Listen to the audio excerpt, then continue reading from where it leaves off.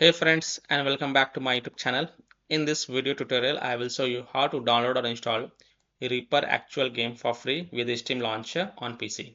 So without wasting time, here follow the steps mentioned in this video very carefully. So open Steam, go to store, and in search the store search for Reaper actual game and then click on Reaper actual game. Scroll down and here you will see play Reaper actual play for free until 3rd of August. So click on play game button. And here you can see Reaper actual and the file size is 34.99 GB. So click on install button.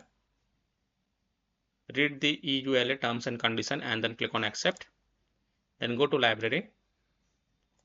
And here you can see that Reaper actual game is getting downloaded on my PC. So I hope by following the same steps you can also download or install Reaper actual game for free until 3rd of August, and you can play this game for free until 3rd of August.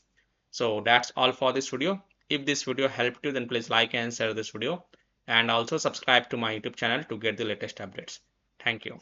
If this video helped you, then please like and subscribe to my channel, share this video and hit the bell icon to get the latest updates.